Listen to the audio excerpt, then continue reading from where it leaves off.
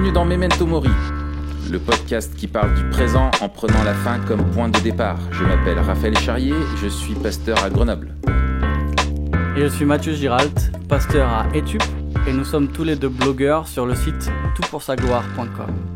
Alors c'est la rentrée, on est ravis de vous retrouver, je suis ravi de te retrouver. Matt, comment tu vas ? Ouais, pareil. Écoute, ça va super bien, Ouais. reposé à fond. Cool. Tu faisais quoi le 14 août ? Je faisais quoi le 14 août ? Écoute, j'étais en vie, Ok, j'espère. d'accord.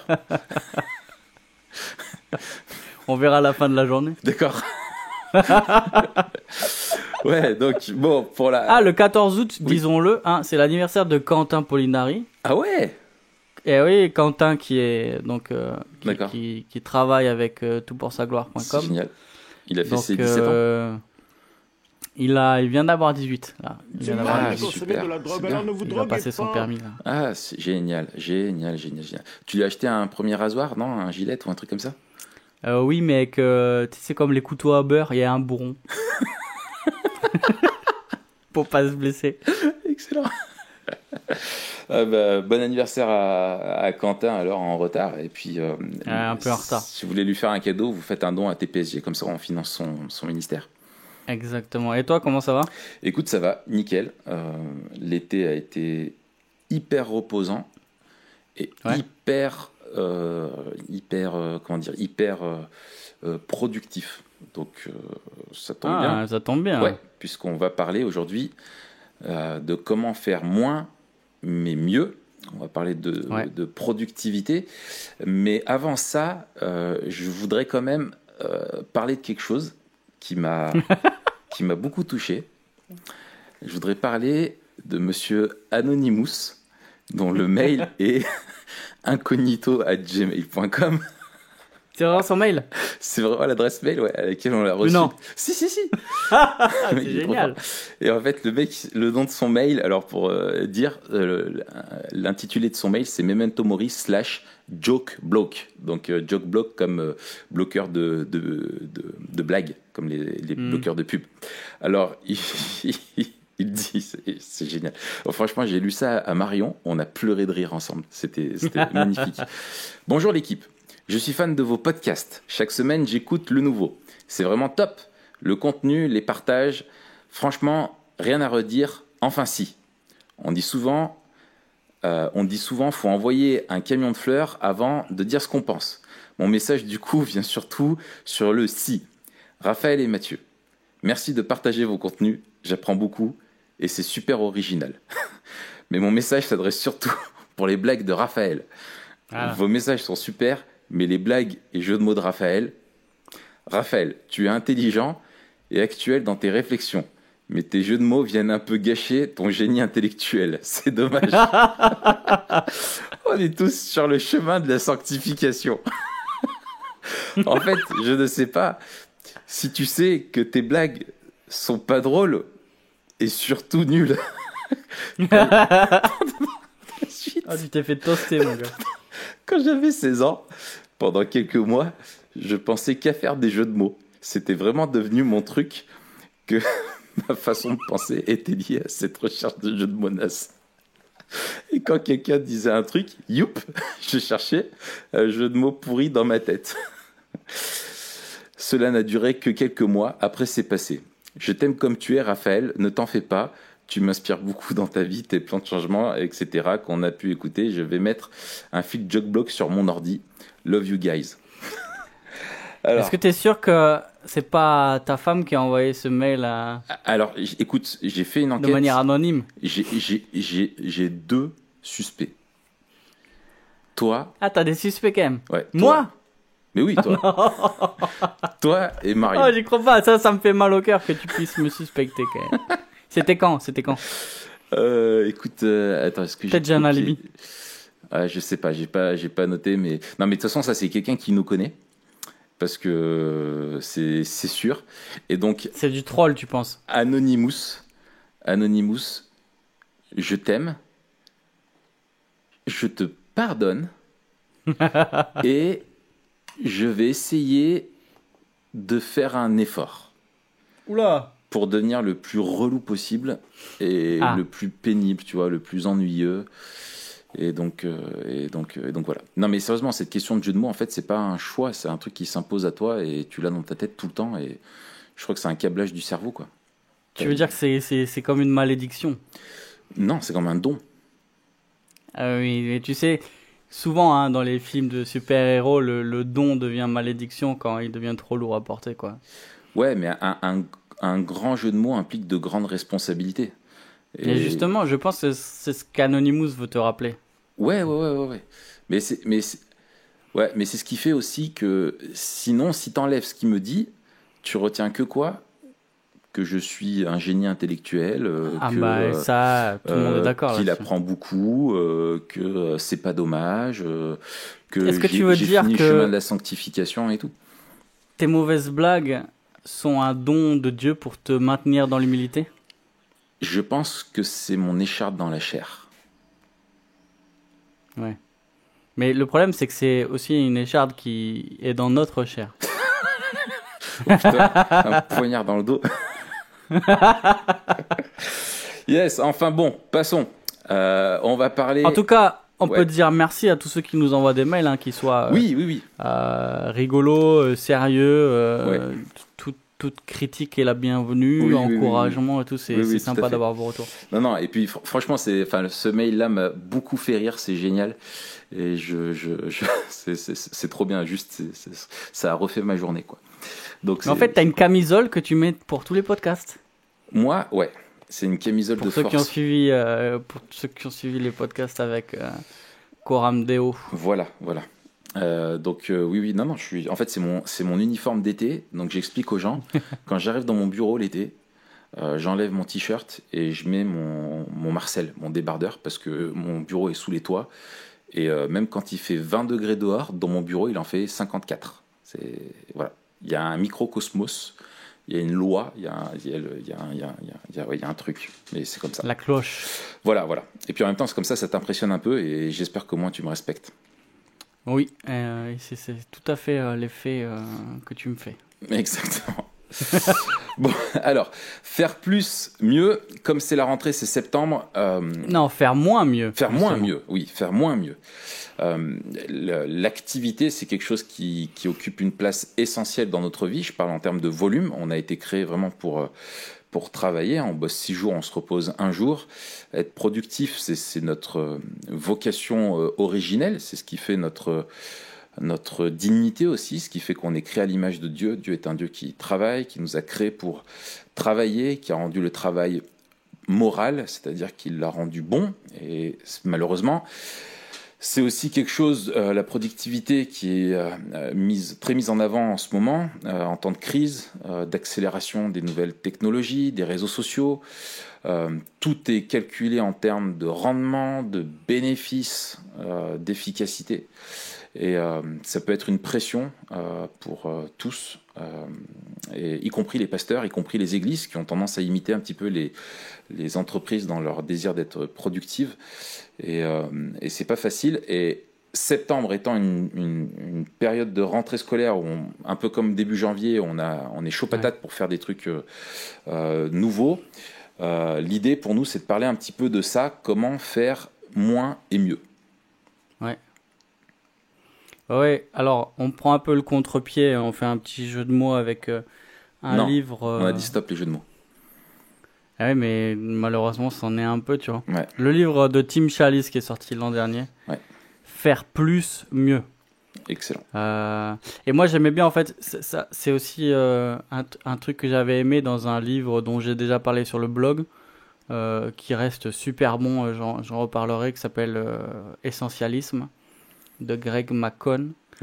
Et lui, sa thèse, c'est que la productivité, c'est comment en faire plus, mieux. Et l'essentialisme, c'est comment faire que ce que l'on doit faire, que l'essentiel, mieux. Ouais. Et donc, c'est vraiment se concentrer sur ce que l'on doit faire pour pas faire tout, mais faire vraiment ce qui compte. Ouais. Des fois, la productivité est le pire ennemi de la vraie productivité, quoi.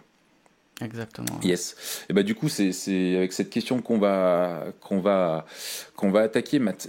Pour toi, là à l'aube du mois de septembre, quels sont pour toi les dangers de la productivité que tu vois, que tu discernes, que ce soit pour toi peut-être ou pour d'autres, et ouais, qu'est-ce que tu perçois comme danger, comme travers de la productivité? Écoute, j'en ai listé 6. Peut-être je te le fais en mitraillette. Vas-y. Le premier, c'est l'hérésie. Et justement, un truc qui est intéressant dans le livre de Macon, L'hérésie en un mot, pas en deux. en Ouais, un mot. Ouais. oh là là, vas-y, continue. Dans le livre de Macon, à la fin, il y a. Alors, tout le livre est assez sain. Tu vois, il n'y a pas de trucs sous-jacents. Mais à la fin, on voit quand même sa vision du monde. Et on voit quand même que c'est idéologique. Ouais. Et il y a un truc intéressant, je te le lis, enfin, je te le traduis en direct. Ça va être drôle. Ouais, c'est ça. Les Grecs avaient un mot, métanoïa, Ouais. qui faisait référence à une transformation du cœur. Nous avons tendance à penser les transformations qui arrivent seulement dans notre esprit. Mais comme dit le proverbe, ce qu'un homme pense dans son cœur, il le devient. Donc l'essence de l'essentialisme rentre dans nos cœurs et le chemin des essentialistes deviennent qui ils sont. Nous devenons une version différente, meilleure de nous-mêmes. Ouais, c'est ça. Et en fait, là, on voit vraiment l'hérésie parce que, en plus, qu'il fasse référence à métanoïa, qui est le mot dans la Bible qui est utilisé pour parler de la repentance et du changement de cœur, qui est lié à l'action de Dieu en nous. Tu vois, c'est vraiment ça. Et l'hérésie, c'est de penser que faire plus me rend meilleur. Excellent. Tu vois, ça c'est le truc principal qui me guette. Ouais. Deuxième truc que j'ai mis, c'est la compromission. Quand je me lève et que je pense que mon travail est plus urgent que ma sainteté, ou quand je me lève pas aussitôt que j'aurais voulu parce que j'ai beaucoup de travail ou parce que je veux faire beaucoup de travail, et que je prends pas le temps de m'asseoir et de m'arrêter devant Dieu, ça c'est un des dangers. Ouais. Un autre danger, l'idolâtrie. Pas forcément quelque chose qui prend la place de Dieu, mais déformer l'image de Dieu ou déformer mon image et de penser que je suis comme Dieu, tu vois, que je peux tout faire. Ah, excellent. Ça rejoint un truc que je vais te dire après, ouais. Je te balance tout et après je te laisse. Le légalisme, penser que ma valeur se trouve dans ce que j'accomplis. Ouais. Ça, je pense que ça guette encore plus des gars comme nous qui sont assez orientés projet, orientés accomplissement. On a des buts, on a des objectifs, on veut en faire plus. L'orgueil, peut-être un des plus gros trucs. Par comparaison. Parce que soit parce que je fais plus que les autres, soit moins. Et je vais toujours me regarder, ah ouais, lui, cette année, il a fait ça. Ah ouais, Raph, il a sorti un bouquin. Ah ouais, il a fait... Tu vois Et ça me guette. Et enfin, j'ai celui-là aussi que je vois poindre dans mon ministère aussi, c'est le manque d'amour. À un moment donné, penser que les projets sont plus importants que les gens, tu vois. Et de dire, ah mince, ça m'embête qu'il reste autant parce que je devais faire ça, j'avais prévu ça, etc. Et de penser à l'envers, en fait. De voir que ce que j'ai à faire est plus important que le temps que je passe avec les gens. Et ça, c'est terrible. Voilà... un peu en gros ce que j'ai mis. Ouais. Alors, tout ce que tu dis, je peux signer en bas. Une petite signature. Je peux signer en bas sans souci. Parce que c'est pareil que toi. Et en fait, j'ai essayé de résumer moi. Si je me suis dit, bon voilà, quel est le grand danger, si je devais résumer tous les dangers en un, de la productivité, selon moi, c'est de penser la productivité d'une manière différente de Dieu. Excellent. Le seul moyen d'avoir une vision saine de ce que c'est être productif, de la vision saine du travail, c'est celle de Dieu. Parce que c'est Dieu qui en est le créateur et c'est à lui qui appartient et c'est lui le travailleur suprême et Dieu a travaillé pour créer la terre et tout ça. Et voilà. Et en fait, si je détourne, tu vois, si je pense la productivité d'une manière différente à celle de Dieu, la première chose qui me vient, et moi je l'ai dit comme ça, c'est la notion de gain. C'est-à-dire que tu fais pour quelque chose, tu vois, et en tout cas c'est toi. Donc c'est une notion de gain, donc ça rejoint la notion d'idolâtrie. Et ça, c'est, je veux dire, le capitalisme dans son travers, c'est celui-là, quoi. C'est produire plus pour avoir plus de gains, au-delà de ce dont tu as besoin, aux dépens de ceux que tu dois en même temps servir, de tes clients, de tes travailleurs, de tes voilà, et tu as toutes les injustices sociales qui sont là. En fait, c'est profondément égoïste, et donc c'est le gain, mais je parle du gain personnel. L'autre danger, c'est du coup de détourner justement la productivité qui est faite, en fait, où on est créé à l'image de Dieu pour produire en étant à son image et ainsi le glorifier. En fait, c'est le détourner à ma gloire. Donc, ça rejoint ce que tu disais. L'autre danger, et quand tu disais là, l'amour des projets aux dépens des personnes, pour moi, c'est ça aussi. Je l'ai formulé comme ça, c'est de chercher la productivité aux dépens du reste de mes responsabilités. Et je vois, là, comme je te disais cet été, notamment, tu vois, il y avait moins de travail, on va dire, pastoral, parce qu'il y a moins de monde présent dans l'église, les gens sont en vacances et tout ça, donc beaucoup moins d'entretien. Donc je me dis, génial, beaucoup plus de temps pour des projets. Et en fait, il y a une notion où tu te dis, en fait, je remercie Dieu d'avoir une femme et des enfants, parce que sinon, je pense que je pourrais être en mode... je me lève, je produis, je me couche, je me lève, je produis, je couche, tu vois. Absolument. Et vivre que pour ça, et de voir ça du coup comme une fin en soi. Et du coup, en fait, ça m'a amené à cette réflexion, quand je réfléchissais à cette question-là. En fait, je me dis, est-ce que l'Église est une communauté ou une entreprise, je fais exprès le jeu de mots, ou tu vois, une société, une micro-société, où on apprend et on développe une théologie pratique du travail.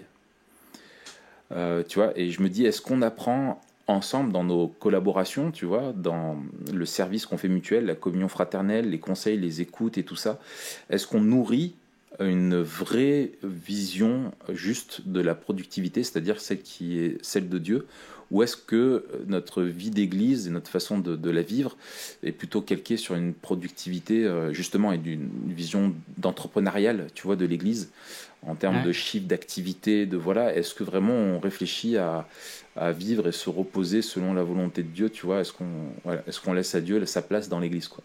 J'ai pas la réponse, c'est une question que je me pose, mais en tout cas, croire qu'on ne risque pas ça, donc on n'est pas en danger, tu vois, par rapport à ça, à mon avis, c'est un énorme leurre.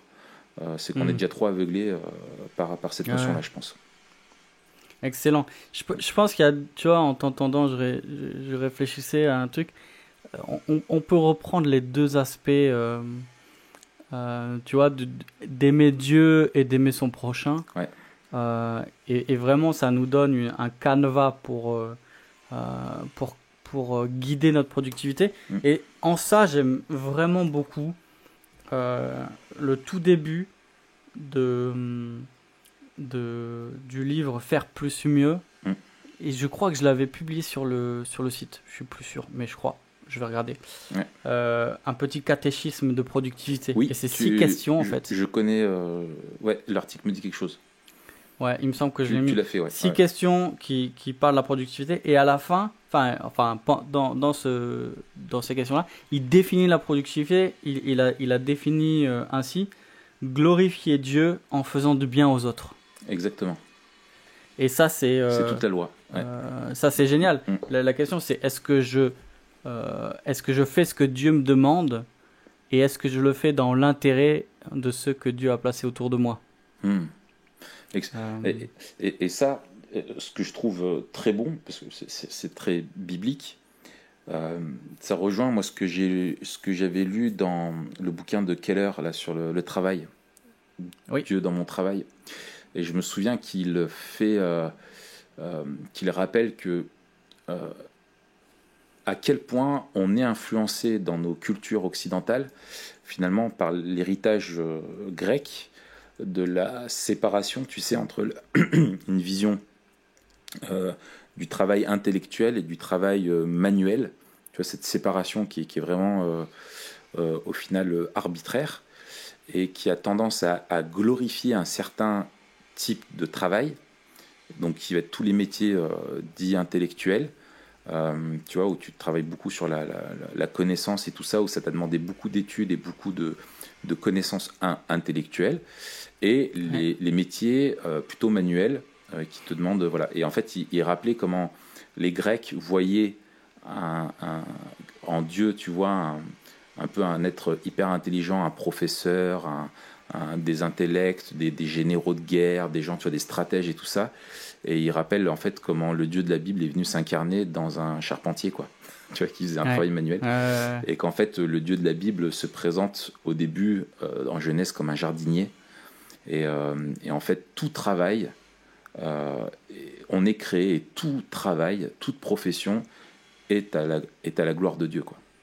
Tout ouais, travail qui est excellent. fait pour le bien des autres et qui est fait à la gloire de Dieu est vraiment, voilà. Donc je trouve, pour moi, ça serait peut-être un des dangers là auquel je pense, c'est de penser qu'il y a du travail qui n'est pas qui a plus un travail, tu vois, si tu as fait des grandes études, si tu as un travail intellectuel, si tu fais rentrer beaucoup d'argent, oui, c'est plus productif que si tu es dans un travail qui est de simple, je sais pas, que tu sois une caissière, femme de ménage, ou homme de ménage, ou aide à domicile, ou etc., etc., quoi. Notre valeur, ce qui fait la valeur de la productivité, c'est le bien que ça fait aux autres, et si c'est fait pour la gloire de Dieu.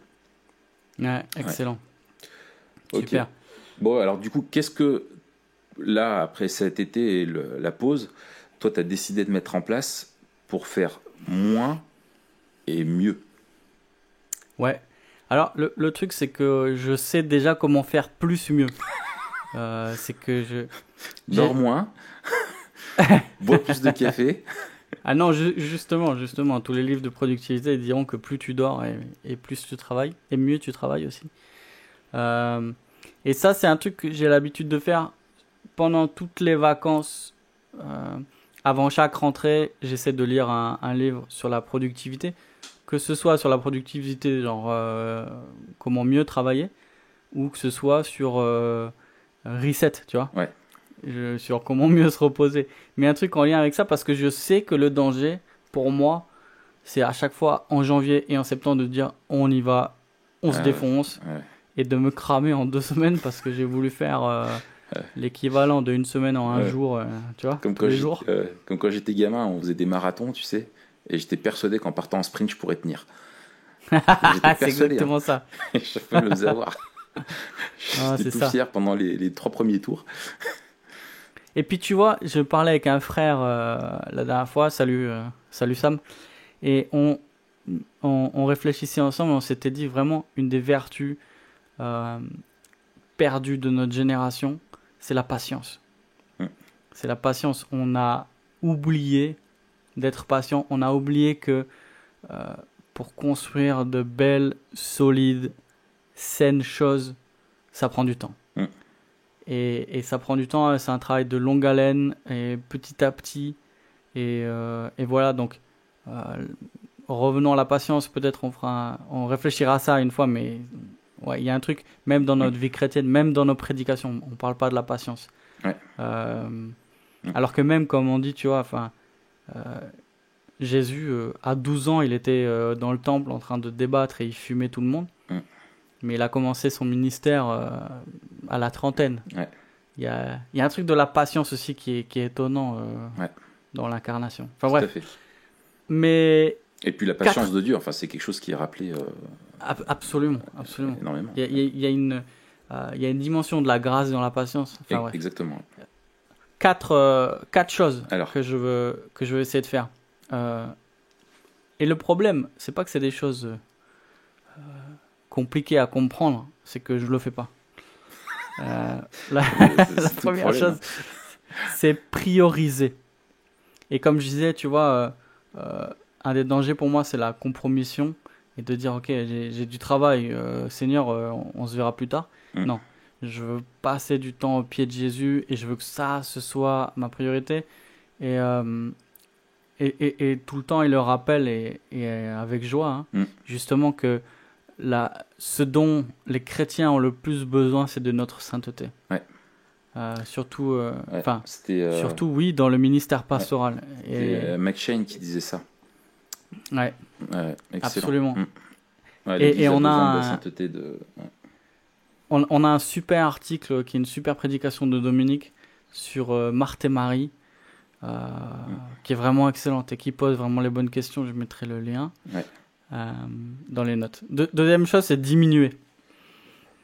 De Jong, dans son livre Vie de fou, qui a déjà 5 ans, mais qui reste encore super actuel, il parle de marge.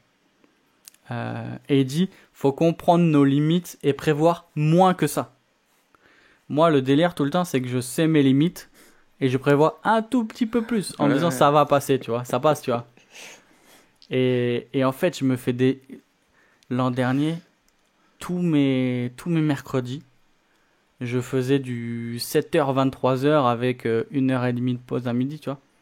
Ouais. Je me cramais, tu vois. Ouais. Et c'était que des trucs, des rendez-vous, que des trucs ultra concentrés, des formations, enfin bref. Ouais, je suis bête, en fait. Et il y a ce délire de vraiment penser que je suis comme Dieu, que j'ai pas de limite, que j'ai un réservoir d'énergie illimité. Il y a un bel article aussi d'Alain Stamp sur les réservoirs. Ouais. Mais il y a ce truc là où je pensais que il fallait juste que je tienne, tu vois, je serre les dents, je mets un petit coup, un coup de pied aux fesses et j'y vais. Mais je veux faire attention, me prévoir des marges, me prévoir aussi des moments pour l'imprévu, des moments pour le repos, et ça je veux vraiment le prévoir. Troisième truc, c'est distinguer entre ce que je pourrais faire et ce que je devrais faire. D'accord. C'est comment tu différencies ça de prioriser? Alors prioriser pour moi, c'était passer du temps au pied de Jésus. Donc c'était. D'accord. Ok, ouais. En fait, un truc intéressant que Macon dans son livre là, Essentialisme, il souligne, il dit, alors je sais plus quand, je crois que c'est au 19e, il y a eu un glissement. Quand on parlait de priorité, c'était tout le temps au singulier. Et au bout d'un moment, on a parlé de priorité au pluriel. On avait plusieurs priorités. Ah ouais. Et donc, si tu veux, on avait des priorités qui se tiraient un peu la bourre. Ouais, c'est presque un paradoxe. Qui étaient en conflit. C'est complètement un paradoxe. Donc là, pour moi, quand je dis... Voilà. Ouais. Prioriser, c'est la chose. Ouais. La chose que je veux faire en premier. Excellent. Et la seule chose qui est vraiment importante, en fait. Ouais. Et distinguer ce que je pourrais faire et ce que je devrais faire. Même, je dois distinguer entre ce que je pourrais faire, ce que je devrais faire et ce que je voudrais faire. Ouais. Parce que souvent, ce que je voudrais faire, c'est encore plus que ce que je pourrais faire. Ouais. Et là, il faut à la fois du réalisme pour dire non, t'es pas Dieu, tranquille. T'es même pas ceux que t'admires et qui ont une capacité de travail hors norme. On en connaît tous les deux, hein, même des amis qui ont des capacités de travail. On peut pas faire comme... Enfin, moi, je peux pas. Ouais. Et même dans tout ce que je pourrais faire physiquement, pas tout ça est ce que je devrais faire. Et ça m'amène à mon dernier point, refuser. Refuser tout ce qui n'est pas essentiel. Ouais. Parce que même un des dangers... Il y a 2 dangers extrêmes quand on réfléchit à la productivité. La productivité, le premier, ce serait de dire je fais que ce qui est essentiel, et souvent ça se transforme en que ce que je veux ou qui me plaît ou qui me pose pas trop de problèmes, et ça devient assez confortable. Ouais. Et l'autre extrême, quand on pense à la productivité dans une dimension biblique et même dans la dimension du ministère, c'est de dire je dois aider tout le monde et je dois faire tout ce que... Ouais. je dois répondre à toutes les sollicitations. Et Et là, ton article sur aussi la mise à l'écart est super important. Il faut savoir dire non. Il y a des choses que l'on ne doit pas faire. Et il y a aussi un truc qui m'a retouché quand j'ai relu ça dans le livre Vie de fou. De Young, il a dit on doit faire attention ou on doit se soucier, mais pas forcément agir. Oui. Et il dit il y a des combats pour lesquels nous devons être on doit être atteint par ces causes. Mais par contre, on n'est pas appelé à y répondre en agissant.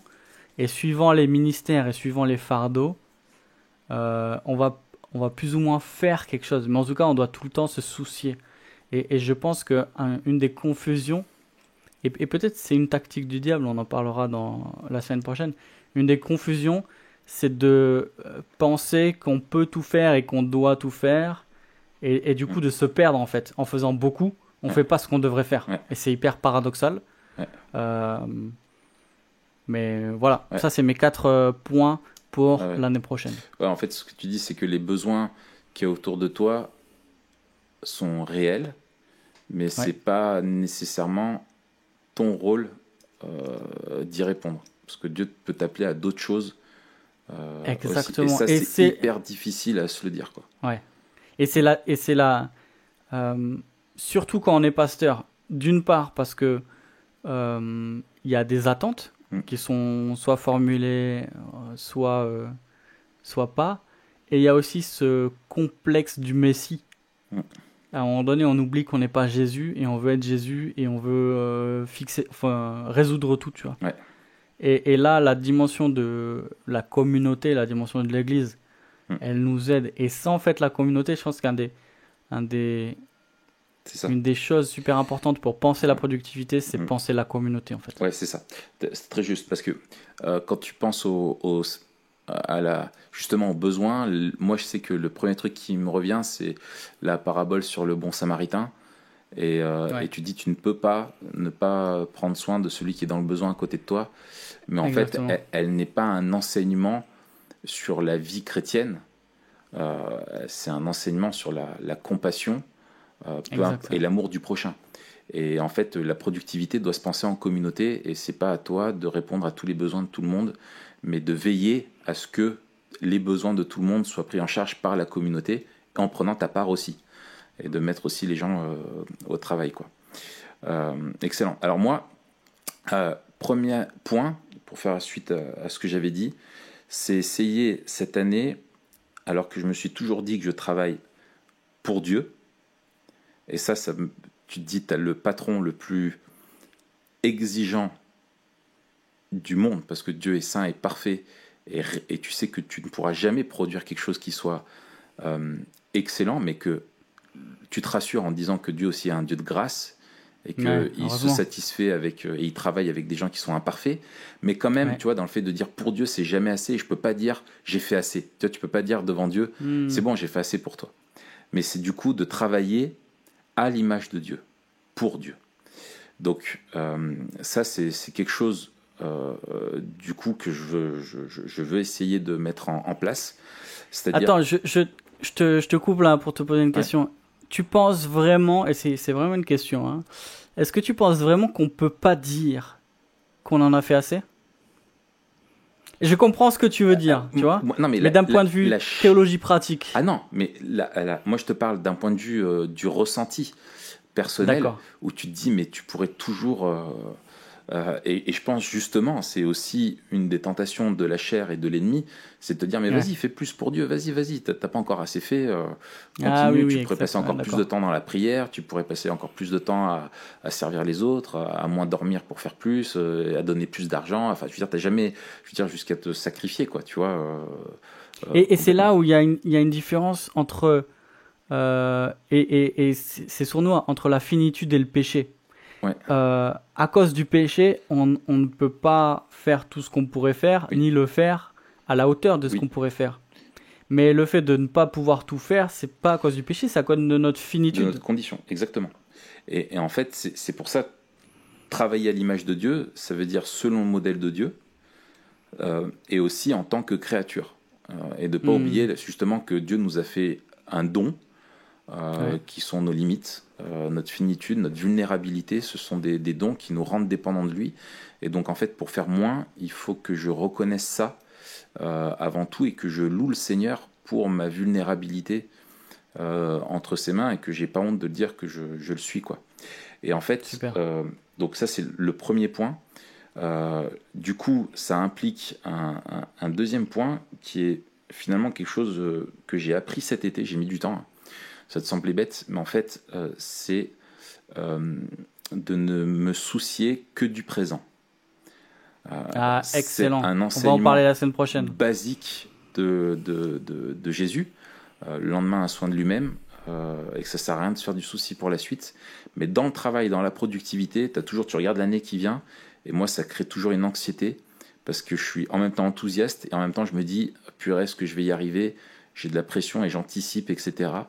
Et alors que Dieu veut que je me fixe sur le présent, parce que en me fixant sur les mois, les semaines à venir, ça me pousse à gérer des choses qui ne sont pas là et à pas me concentrer sur ce que je dois faire aujourd'hui. Donc me concentrer sur ce que je dois faire aujourd'hui, mais du coup, penser à l'avenir, oui, mais par la foi, et c'est-à-dire avant de remplir mon agenda, et après de demander à Dieu de le bénir, et de me donner les forces, de prier avant tout, avant de remplir mon agenda, c'est-à-dire de vraiment me remettre devant Dieu et d'organiser mon temps selon justement ce que je peux faire et je dois faire.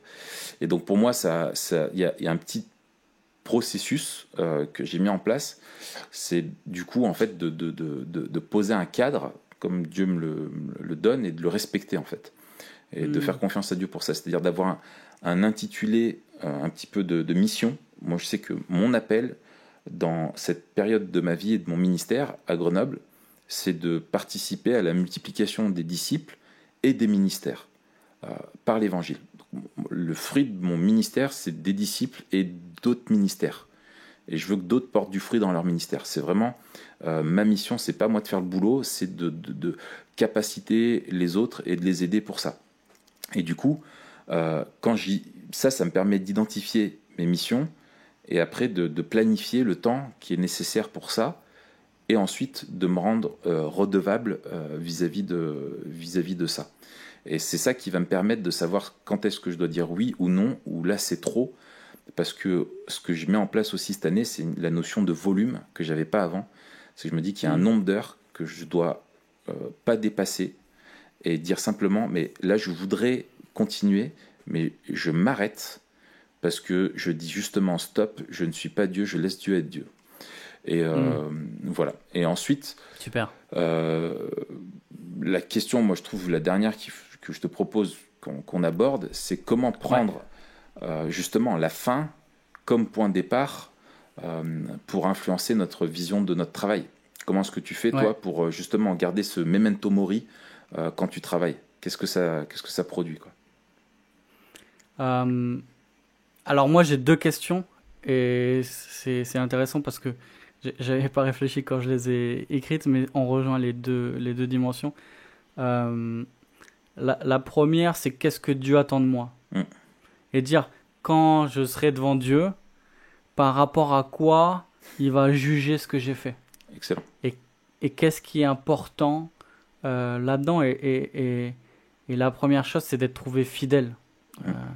Fidèle à son appel d'être son enfant, et fidèle à son appel dans ma vocation de ministère. Et donc de réfléchir à ce que Dieu attend de moi, et quand je me présenterai devant lui, est-ce que je dirais avec fierté, ok, j'ai fait ça, et tu vois, dire ah ouais, mais en fait finalement ça sert à rien, et ce sera, tu vois, ça s'envolera en fumée, quoi. La deuxième question, comment les gens que j'ai côtoyés se souviendront de moi.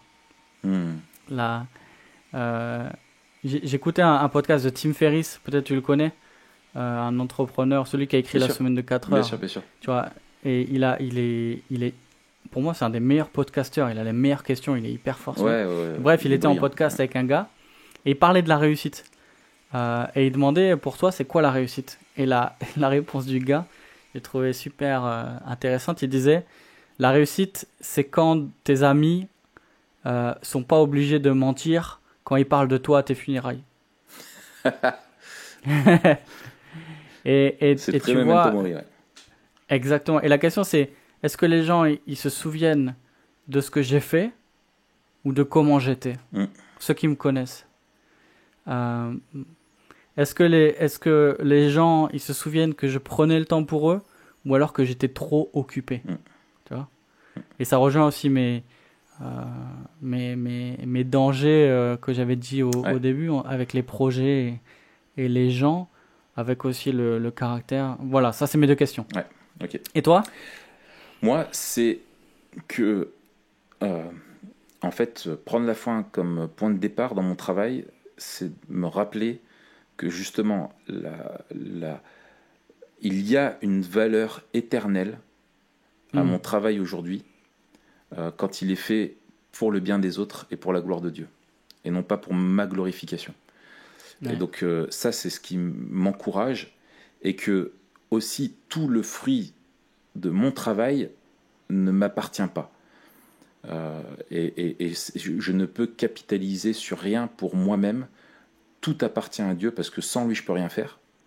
Et c'est à lui que revient toute la gloire. Il n'y a rien dans ma vie de positif que je puisse faire sans que Dieu m'ait soutenu, sans que Dieu m'ait utilisé et sans que lui revienne la gloire. Et je me dis, pareil, quand je me représenterai, quand je serai présent devant Dieu, si Dieu regarde et dit voilà tout ce que tu as fait, moi, et qu'il devait me dire bah, voilà ce que tu as fait, moi, je sais que devant sa gloire, comme dans l'Apocalypse, tu sais, tous les rois de la terre qui viennent et qui déposent leur couronne à ses pieds, je pourrais juste dire, mais Seigneur, c'est à toi que revient toute la gloire pour tout ce qui a été fait, parce que moi, j'aurais rien jamais fait ici-bas. C'est d'accepter ça. Et la deuxième chose, c'est que si ça a une valeur éternelle, je ne peux toutefois pas totalement en profiter et en jouir ici-bas, parce que rien n'est parfait ici-bas. Et souvent dans notre productivité, dans ce qu'on veut faire, on a cette illusion qu'on peut arriver au truc parfait. Tu vois, en tant que pasteur, par exemple, je me dis, mais pour mon église, pour la ville de Grenoble et les alentours, j'ai un projet dans ma tête, tu vois. Je vois un truc parfait qui répond aux besoins, où je me dis, ça, je suis sûr que c'est le cœur de Dieu. Et voilà, mais je sais que au quotidien, bah, justement, ça prend plus de temps, il faut plus de patience, etc. Et que bah, ici-bas, voilà, ça peut pas être parfait, on doit l'accepter, mais que ça sera un jour parfait, on rentrera dans cette plénitude et cette satisfaction du travail et du repos dans la présence de Dieu, dans la vie éternelle.